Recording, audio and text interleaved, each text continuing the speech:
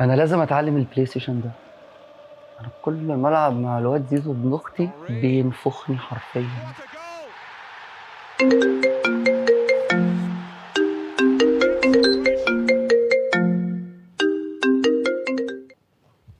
الو. ايه ايه الاخبار؟ عامله ايه وازيك وازاي العيال؟ كلهم تمام؟ ليه ماله زيزو؟ بتهزري؟ ابن اخت انا هيشيل دراسات اجتماعيه؟ فاشل في التاريخ والجغرافيا؟ ده الخبر ده لو اتعرف في جروبات الثانويه العامه هيزفوني. لا اطمني، ابعتهولي بس النهارده ومعاك كتاب. هشوف انا معاه الحوار ده. لا ما تقلقيش. خلاص بقى ما تقلقيش. يلا سلام.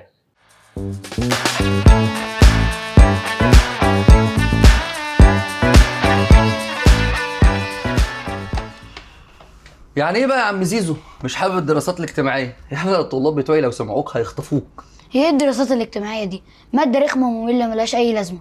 طب رخمه وهنعديها، ممله ونتكلم فيها، لكن ملهاش لازمه دي انا لازم اثبت لك ان انت غلطان. مش هتعرف، وبعدين أنا مالي أصلا بأم أحمس اسمها إيه؟ وأصلا كده كده شكلي هسقط في المادة دي. هتسقط في الماده دي؟ انا لو سمعتك بتقول الكلمه دي تاني انا هاكل ورث امك. بص انا هراهن بسمعتي وهفضي لك جزء من وقتي في الثانويه العامه، وكل دوت عشان الحقك من وانت صغير كده واعرفك ان هي لها لازمه.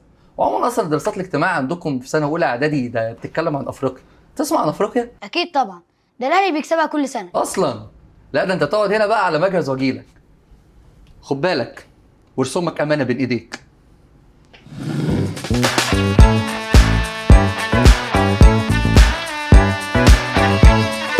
اعرفكم بنفسي، انا اسمي مستر غنيم مدرس ثانويه عامه، وخلي الواد زيزو ده هتعرفوه وهتبقوا اصحاب، وجاي اعلمكم ان اي درس بتتعلموه في المدرسه هو علم ينتفع به في الحياه كلها، مش مجرد كلمتين هنكتبهم في ورقه الامتحان والسلام. وانا نويت عشان خاطركم وخاطر زيزو ان اثبت لكم ده بنفسي، بس يا ريت توعدوني ان انتوا تسمعوا الحلقه دي مرتين، وعلى ما تسمع اول مره خلي بابا او ماما يطبع لك الملف اللي موجود في الديسكريبشن او خانه الوصف، وزي الشاطر وانت بتسمعني لتاني مره وبتكتب ورايا الفراغات اللي موجوده في خط ايدك هتلاقي نفسك حفظت وفهمت واتبسطت واتاكدت ان الدراسات الاجتماعيه ليها لازمه. بما ان المنهج بتاعك بيتكلم في معظمه عن افريقيا فانت لازم تعرف عنها كام حاجه كده مهمه واساسيه.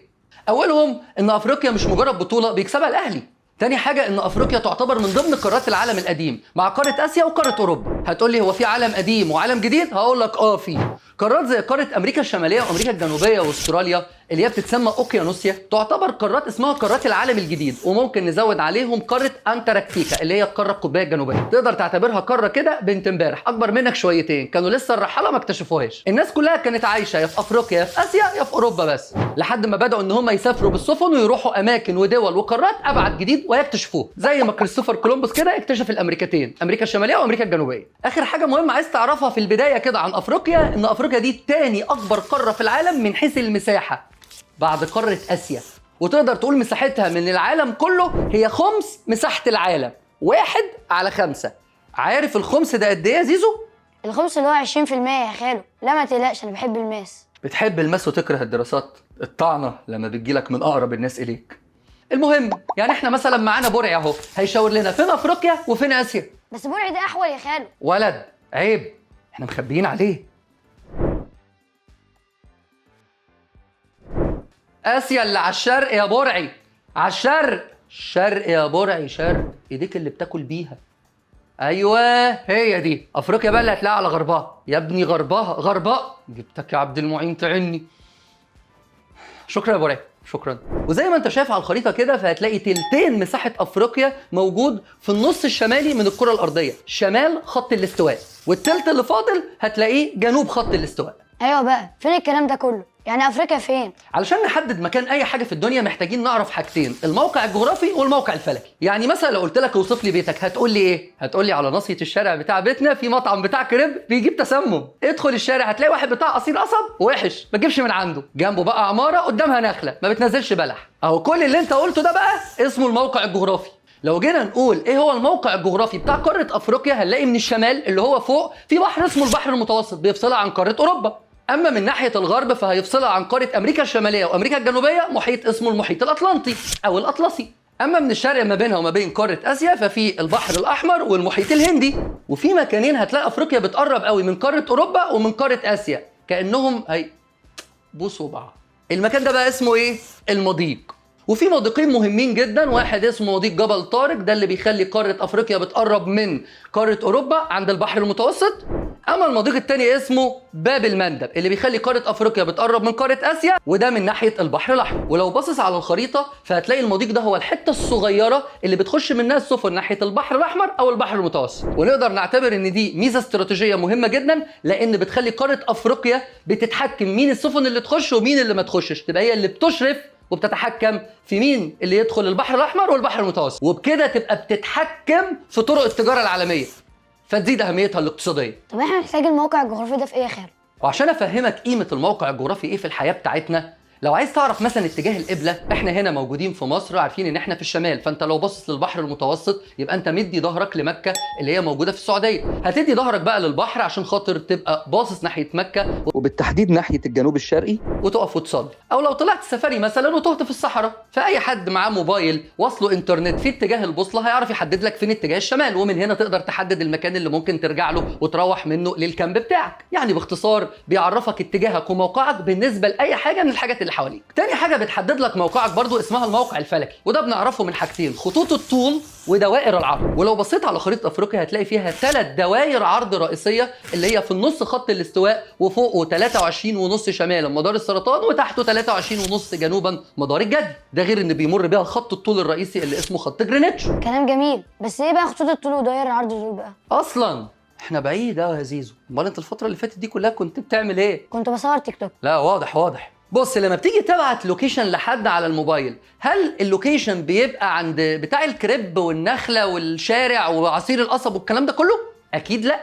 الموبايل بيبقى باعت له لينك، لو دققت في اللينك ده هتلاقي فيه ارقام. اهي الارقام دي بقى هي الموقع الفلكي بالنسبه لخطوط الطول ودوائر العرض. وعشان تفهم اكتر وتعرف ان الدراسات الاجتماعيه ليها لازمه اللي حسابك معايا بعدين، نبدأ بدوائر العرض. العالم متقسم ل 180 دايرة عرض، 90 دايرة شمال خط الاستواء و90 دايرة جنوب خط الاستواء. لأن خط الاستواء نفسه رقمه 0، وفي 3 دوائر عرض رئيسية موجودة في وسطهم. خط الاستواء اللي قلت لك عليه رقمه 0، ومعاك 23.5 شمالا و23.5 جنوبا. اللي في الشمال مدار السرطان، واللي في الجنوب مدار اسمه مدار الجدي. هم سموهم كده العلماء. بس ايه فايده دوائر العرض دي؟ يعني استفدت فيهم ايه مثلا؟ بيفيد في المناخ. المناخ ده اللي هو زي حالة الجو كده، وعايز اقول لك ان حالة الجو بتبقى واحدة على نفس دايرة العرض من اولها لحد اخرها، ما دام ثبتت باقي العوامل الاخرى. هبقى فاهمك العوامل الاخرى دي ايه بعدين. يعني لو بصيت على خط الاستواء هتلاقي ان درجة الحرارة ونسبة الامطار اللي موجودة عليه واحدة وثابتة، سواء كان في الحتة اللي بيمر فيها جوه قارة افريقيا او قارة اسيا او حتى امريكا الجنوبية. واحد يسألني بقى افريقيا بيعدي فيها كام دايرة عرض؟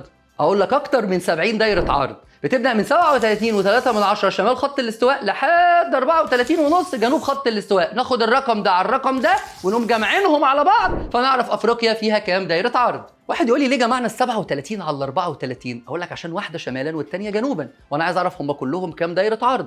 لكن لو كان في قارة ثانية كلهم شمالا او الاتجاهات كلها جنوبا، هنطرح الرقمين من بعض. كانك مثلا جوه عماره، لو انت في عماره واحده بس كلها شمالا وانت في الدور الرابع وصاحبك في الدور التاسع، يبقى فرق بينكم كام دور؟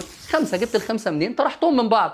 اما لو كنت في عماره وراح لصاحبك في عماره ثانيه، انت في الرابع وهو في الخامس، فهتنزل 4 ادوار وبعدين تطلع له هو 5 ادوار، فتجمع ال4 على ال5 فيبقوا 9 ادوار. هنا بنجمع وهنا بنطرح. ودلوقتي عايز اسالكم انتوا بقى سؤال: لو ايطاليا بتمتد بين دايرتي عرض 35 شمالا و47 شمالا، يبقى فيها كام دايره عرض؟ وهنطرح ولا هنجمع؟ يا ريت تكتبوا لي في الكومنتات. اشمعنى ايطاليا يا خالد؟ نفسي اكل مكرونه يا اخي. جنب غريب.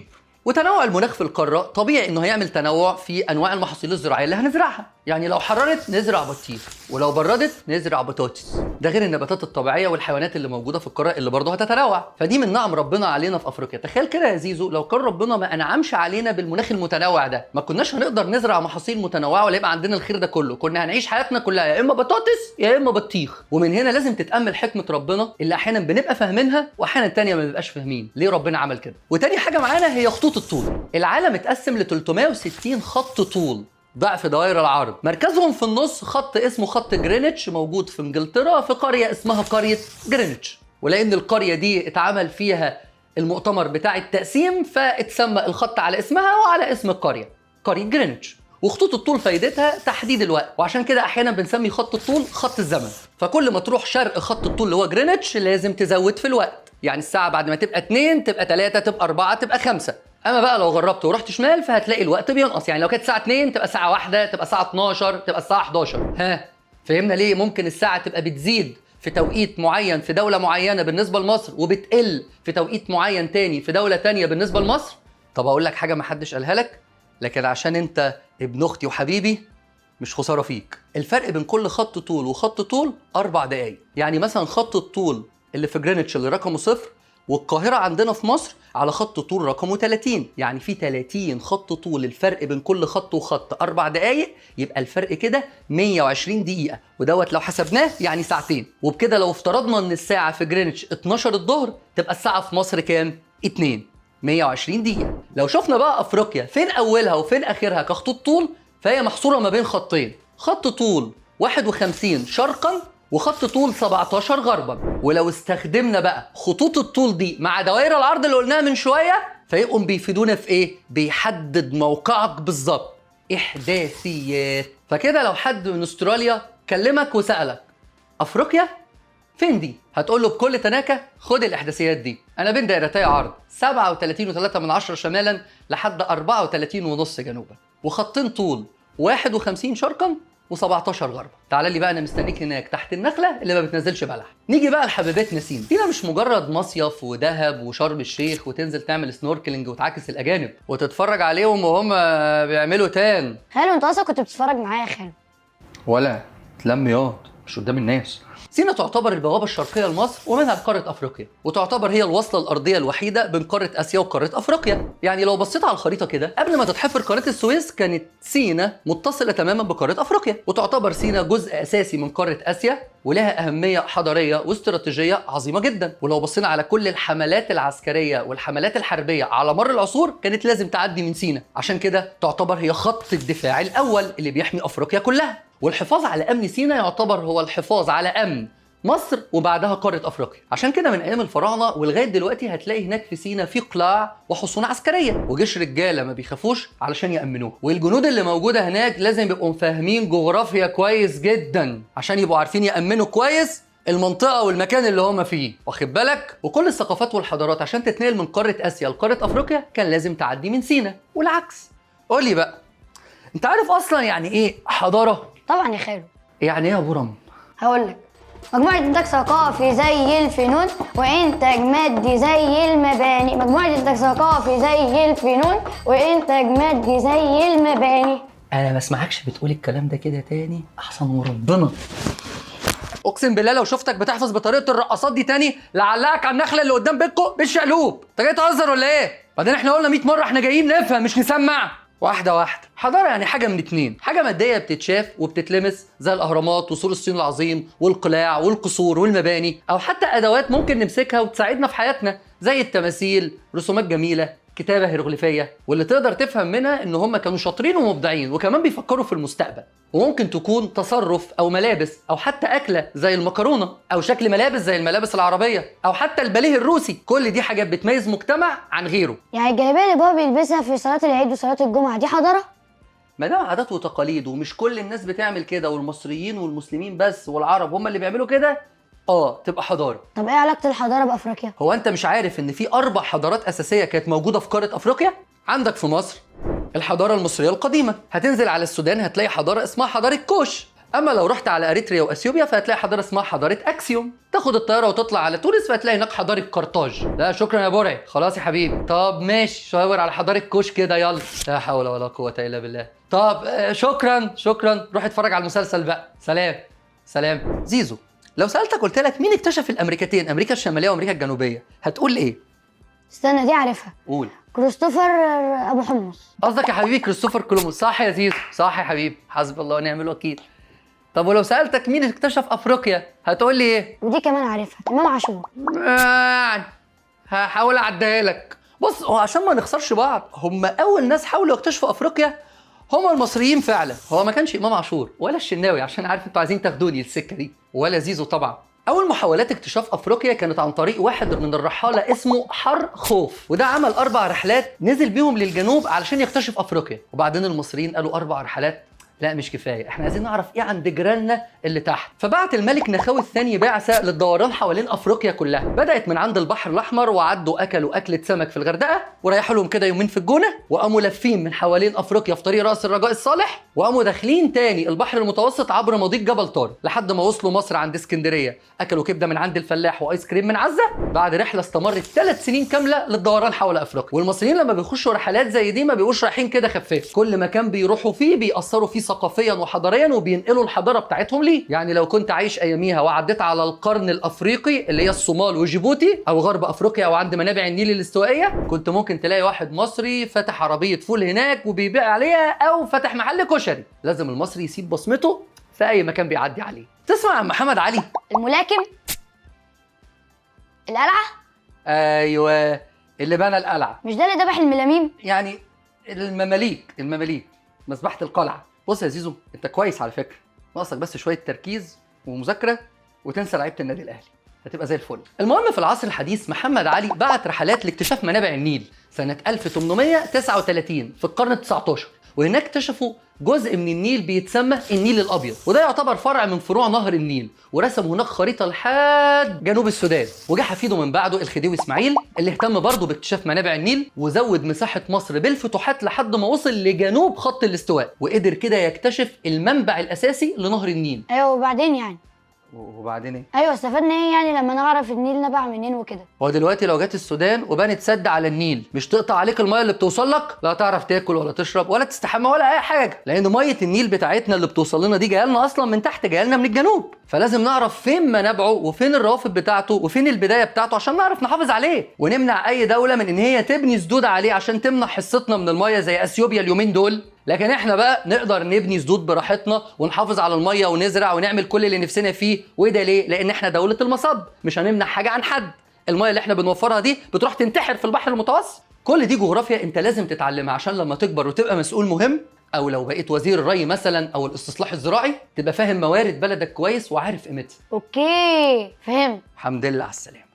مش المصريين لوحدهم اللي كانوا بيحاولوا ان هم يكتشفوا افريقيا، في عرب كمان حاولوا ان هم يكتشفوها، زي الرحاله ابن بطوطه، ومحدش يضحك على اسمه، هو اسمه كده، ده كان واحد من الرحاله العظماء، عمل رحلات مهمه في شمال وغرب افريقيا، وعدى الصحراء الكبرى من الشمال للجنوب لحد ما وصل لدوله مالي. وفي كمان من العلماء العرب المسعودي، وده من سمير غانم في مسرحيه المتزوجون اللي ابوك بيشغلها 6 مرات في العيد.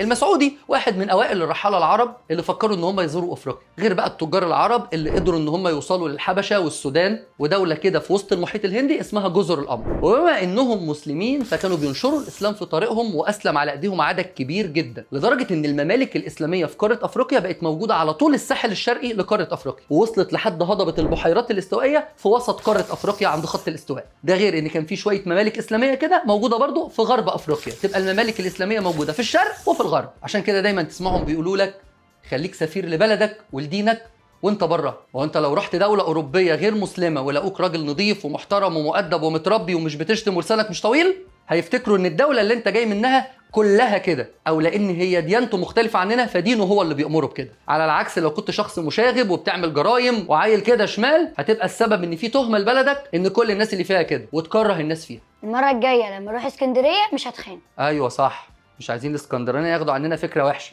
جدع. دلوقتي احنا اتفقنا ان قاره افريقيا هي مكان كله خير، ده غير انه بيتحكم في اهم ممرات الملاحه اللي موجوده في العالم وطرق التجاره الدوليه وكل الحاجات اللي قلناها دي، فما ينفعش مكان بالاهميه دي يعدي كده من تحت ايد الاوروبيين. فبدات محاولات اوروبا عن طريق البرتغاليين ان هم يكتشفوا افريقيا في القرن ال15 في عهد الامير هنري الملاح، وده يعتبر جد جوز عمه كريستيانو رونالدو على فكره. ايه ده بجد؟ انت فاكر ان انا يا ابني هكدب عليك؟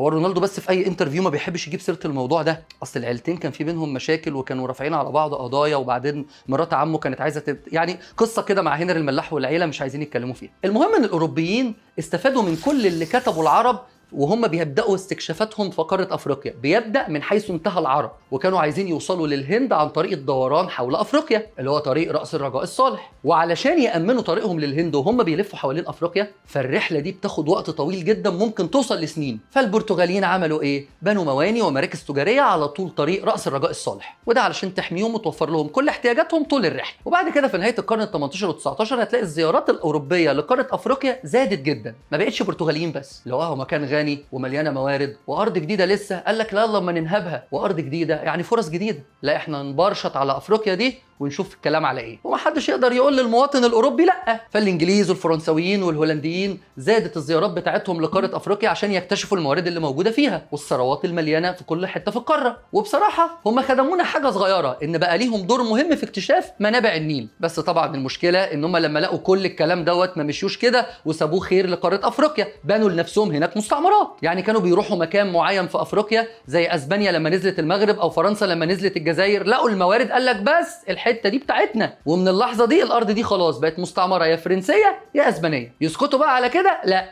لما لقوا الخير كتير بدأوا يتخانقوا هم مع بعضهم على مين يكون مستعمرات أكتر وياخد مستعمرات التاني. طب يحلوها إزاي؟ قاموا مقسمين أفريقيا إلى عدد كبير جدا من الدول عشان يضمنوا إن هم مسيطرين عليها كلها ويسرقوا الثروات بتاعتها وياكلوا كل خيرها. ساعتها مش هتستغرب لما تعرف إن كريم بنزيما وزين الدين زيدان اللي هم فرنسويين أصلهم أصلا جزائري، ومبابي أصلا من الكاميرون، وبوجبا من غينيا. ولو قعدت أعد لك كل اللعيبة اللي لون بشرتها أسمر اللي بيلعبوا في أوروبا وهم أصلا أفارقة مش هنخلص. يعني تقدروا تعتبروا كده ان هم نهبوا المواهب بتاعه البشر، فما بالك بقى بالثروات الطبيعيه، الذهب والكنوز اللي ماليه كل حته في القاره. وتاثير اللي حصل ده كله مكمل معانا لحد دلوقتي، وده اللي خلى قاره افريقيا الناس اللي فيها فقيره مع انها مليانه ثروات اكتر من كل اللي موجوده في قاره اوروبا. لو بصيت معايا على الخريطه كده، لا يا بورا حبيبي امشي، لا يا حبيبي امشي، لا شكرا مش طالبه لخبطه خالص دلوقتي. هتلاقي ان افريقيا اتقسمت ل 54 دوله مختلفين جدا في المساحه، بس اكبر واحده فيهم في المساحه هي دوله الجزائر. ال 54 دوله افريقيه دول فيهم 10 دول عربيه من اصل 22 دوله عربيه، يبقى بقيه الدول العربيه موجوده فين؟ هتلاقيها في قاره اسيا. وعايز اقول لك ان انت لو فاهم الخريطه كويس هتلاقي نفسك بتحفظ الدول دول من غير ما تحس فيها باي درجه صعوبه.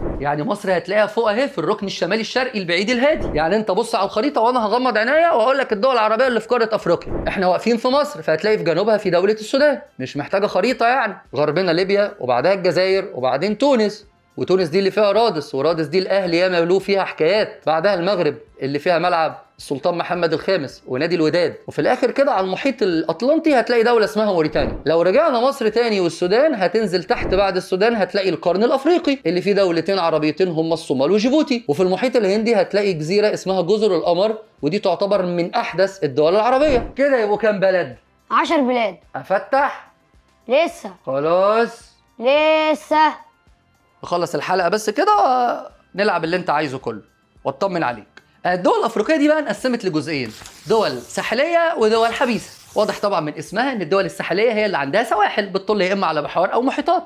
الدول الحبيسه بقى عكسها على طول، جواها مفيش ولا بحر ولا محيط. يعني لو رحت بصيت على الخريطه كده، بص على اثيوبيا مثلا، لو قصيناها كانها قطعه بازل مش هتلاقي ليها اي حدود بتوصلها لاي بحر او اي محيط. تحس ان هي مخنوقه في النص كده ومش عارفين ان هم يصيفوا. ولو حبوا يروحوا البحر الاحمر او المحيط الهندي هيلاقوا مضطرين ان هم يعدوا على اراضي اريتريا او الصومال. مش زينا في مصر، عايز بحر احمر اوكي، عايز بحر متوسط وماله، او حتى دوله زي المغرب اللي عندها البحر المتوسط والمحيط الاطلنطي. عشان كده بيحقدوا علينا وعايزين ياخدوا النيل مننا. يعني مش بالظبط قوي، اصلهم يعني مش هيحرمونا من النيل علشان خاطر عايزين يطلعوا الساحل ده. على كده بقى ممكن اتوبيسين شرق الدلتا يروحوا يلموهم هناك من اثيوبيا ويطلعوهم رحله بتاعه اليوم الواحد ونخلص منهم وخلاص، وندلعهم كده بقفصين مانجا وواحد بتاع فريسكا ونبقى حلينا مشكله بقى لها سنين. لا هو عموما يا زيزو الموضوع اكبر من كده بكتير، بس هنتكلم عليه قدام براحتنا. مصر يا زيزو دايما شايله هم قاره افريقيا، ودايما بنحاول نخطط ان احنا نقوي علاقتنا مع كل الدول الافريقيه وان الافارقه كمان يقوي علاقتهم ببعض. وده علشان نحقق حاجه يا زيزو اسمها التنميه المستدامه، اللي هو نعمل تطوير وتنميه دلوقتي عشان تستفيد منه الاجيال اللي عايشه معانا وكمان الاجيال اللي لسه هتتولد بعد كده. فقامت مصر مجمعه كل دول افريقيا وقامت عامله لهم حاجه اسمها الاتحاد الافريقي. قاموا هم بقى مختارين ان مصر تبقى رئيسه الاتحاد الافريقي ده سنه 2019، وده اللي ادى مصر فرصه كبيره جدا انها تعمق دورها وتقوي علاقتها بكل الدول الافريقيه. زي مثلا تسمع عن مقاولين العرب؟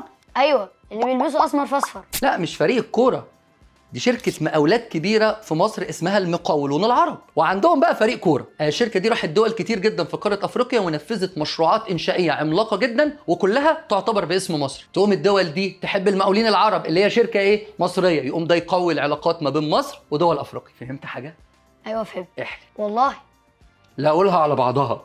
والله فهمت. ده انا حتى هجيلك الاسبوع اللي جاي عشان نكمل باقي الدروس. تيجي إيه تاني يا ابني وأنا مدرس ثانوي وأنا فضيلك؟ ولا يرضيك الناس تقول ابن اخت مستر غنيم سقط في ماده الدراسات؟ أنت بتمسكني من إيدي اللي بتوجعني؟ ماشي يا زيزو، ماشي. تعال الأسبوع اللي جاي شوف كده ربنا يسهل هنعمل إيه.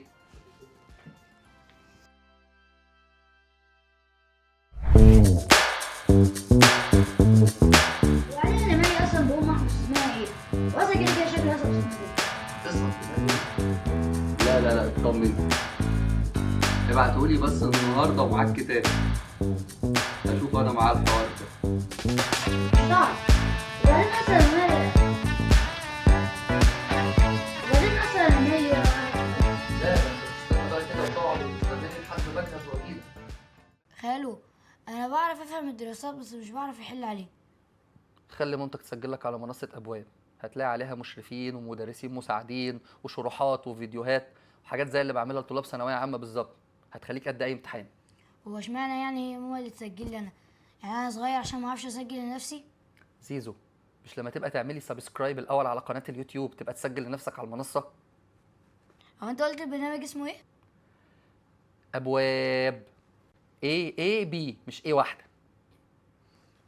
ابواب ولا شبابيك؟ ها هاي. لا دي لذاذه. لا ما تسجلش ومش هكمل معاك دراسات. امشي امشي.